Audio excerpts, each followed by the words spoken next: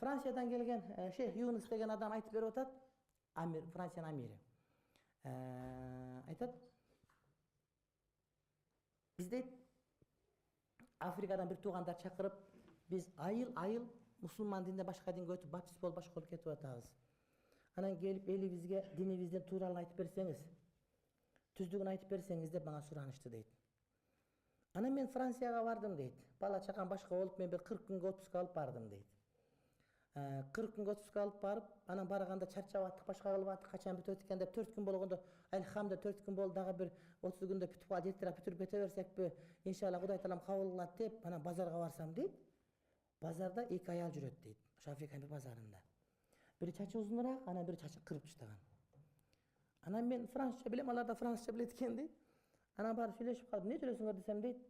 Биз бул жака ошол адамдар тозокко түшүп атат деп, ошолордун бардыгын мусулман дининен сактап, өзүбүздүн акыйкат дин, христиан динине башка бир динге киргизгени келдик деп айттык дейт. Ой. Канча күн келдиңер деп айтсак дейт, билбейбиз канча күн келгенибизди. Качан ниет ишке ачканда ошондо кетебиз деп айтышты дейт. Уялып кеттим, 40 күн дегениме дейт. Мен тезирээк кетип калсак бияде кичине сыгыраак экен, тамагым ооруп калды, барып ошо көлөкөраак жерге барып, мисалы үчүн жайлоо пайлоого барып, шакда Атлантисtan Сүкөлдүн боюна барып ойлоп аттым элем дейт. Анан бир найттын чачыгымды алып койдум десем дейт, эртең менен туруп чачымды жууп, тарап, кечинде шампунь коюп, ошого күнүгө чачыма кетип калат экен жарым саат убакыт дейт. Мен жарым саатта бир адамга өзүмүн динимин баалуулуктан жеткирип калат экен. Ушундай чачтын мага кереги барбы деп алып салдым деп айтты дейт. Аял киши, кыз киши чачымы тарап, шампунь менен жууп, ошого шампунь кетирип, аны кургатып фен менен, фен дагы кереги жок, шампунь дагы кереги жок, тарак дагы кереги жок, убакыт дагы кереги жок. Жарым саат, бир саат убакытты мен дааватка арнадым деп чачын кырып алып коюптур азамат дейт. Ошол жерден кирейин десем жер каттуу, өлөйүн десем жан таттуу дейт. Жаман болдум, урматтуу бир туугандар дейт. Биз урматтуу бир тууганым кээде намаз окуйбуз, сабакка келебиз. Бу жерде мен айтып берген улуу сабактар, чукур пикирлер, терең ойлорду угабыз. Дагы башка жерден угабыз, китептерин окуйбуз. Анан бир туугандарыбыз намаздан алыс, орозодон алыс, ал эми динден алыс жүргөндөр көп эле. Канча классташтарыбыз бар, канча досторубуз бар, бир тууганда таяке жээндерибиз бар, динден алыс жүрөт. Динден алыс болуп, дини жок өтүп кетип атканда толтур урматтуу бир тууганым. Биздин окуп аткан илимибиз эртең биздин зыяныбызга эмес, пайдасына болуп калар экен.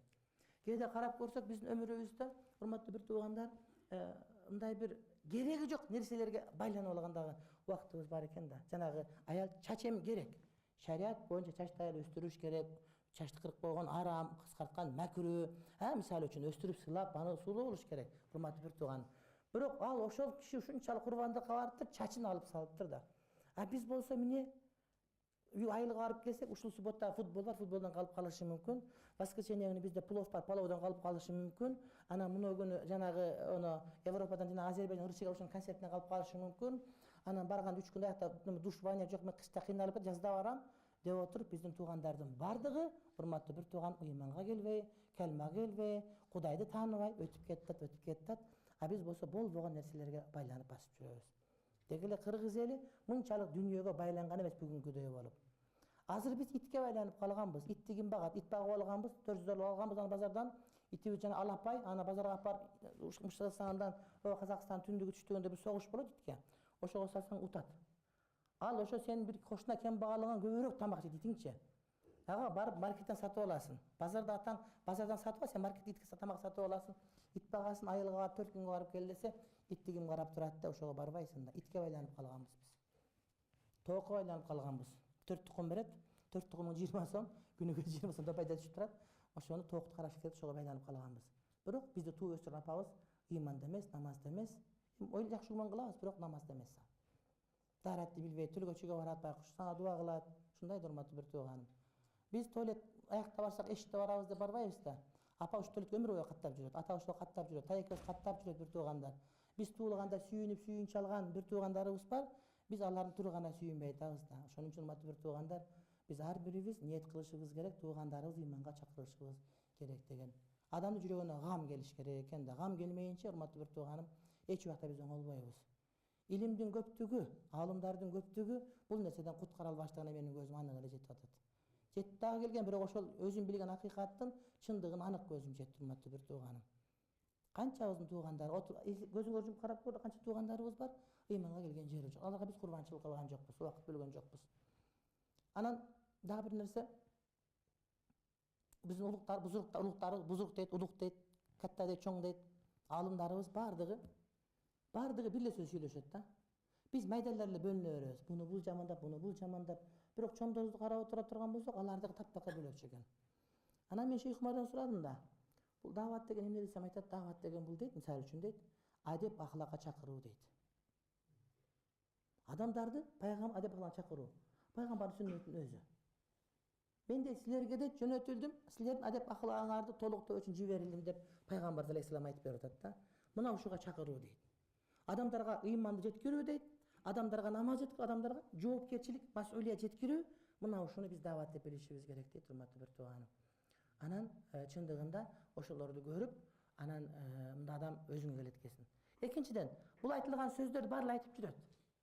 Түркияга барасың, Макка Мукаррамага барасың, Мединеге Мунавварада, Азгару Шарифте, Европага, Японияга, любой жерге барсаң, айтат ушул сөздөрдүн баардыгы. Бул сөздөрдүн баардыгы тааныш баардыгыбызга.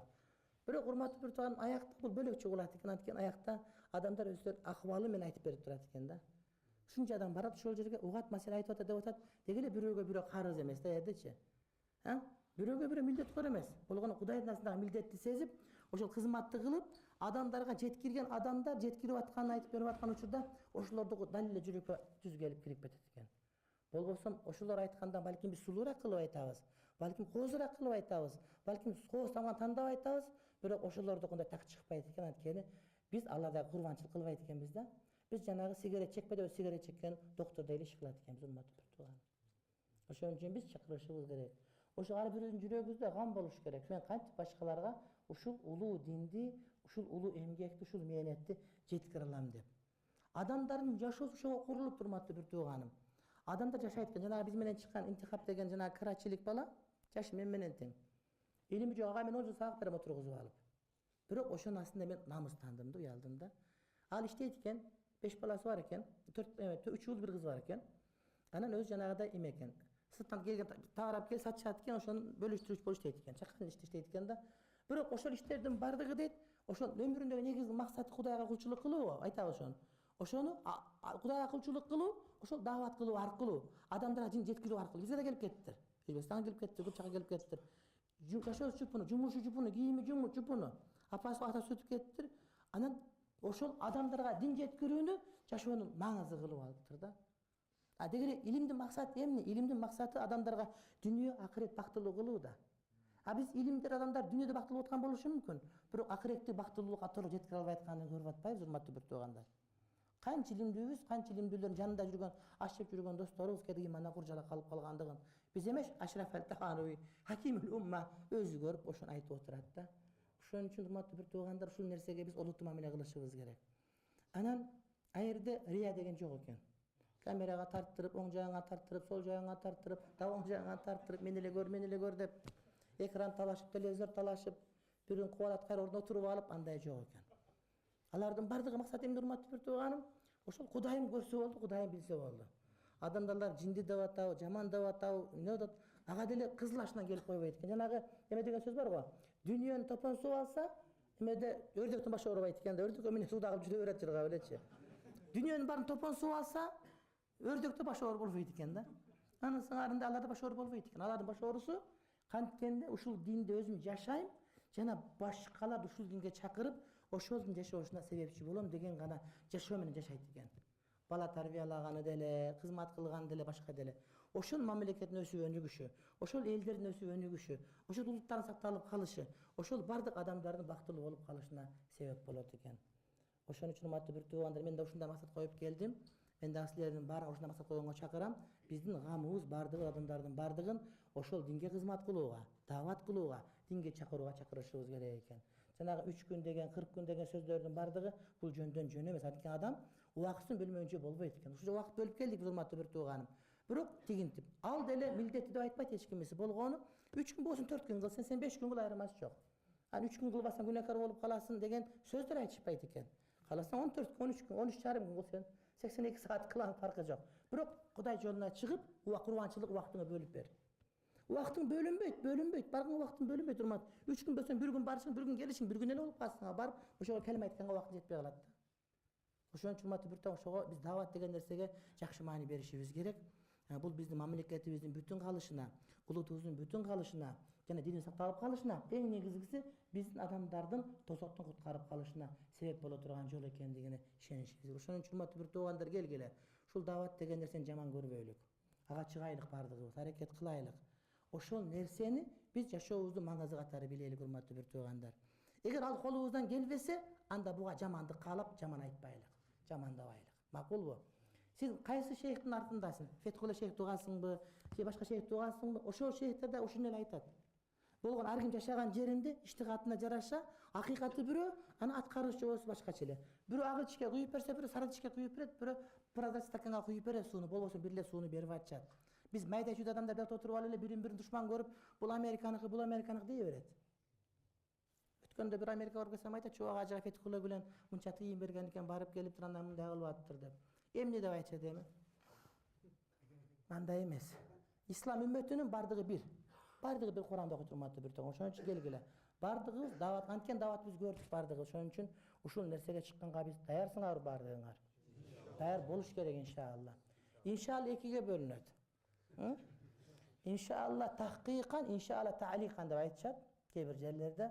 Кээ бирлер иншалла тахкыйкан деген чыгам, эгер ошону Кудайым каалап турган болсо деп ошого толук ниет, азым ниет кылат да. Анан бир иншалла болуп калса 5 болсо 15 дегенде ниет кылат. Ал ниетти коюш керек. Кудайым каалап эле турат, урматтуу бир тууганым.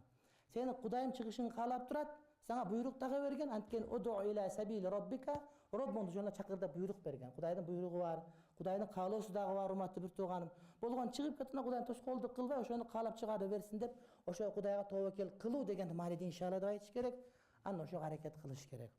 Түз багытта, чечимден чыкпастан, машварадан чыкпастан, аалымдарды сыйлаганга, урмат кылганга өтө катты таргып берилер экен, аны угуп келдик.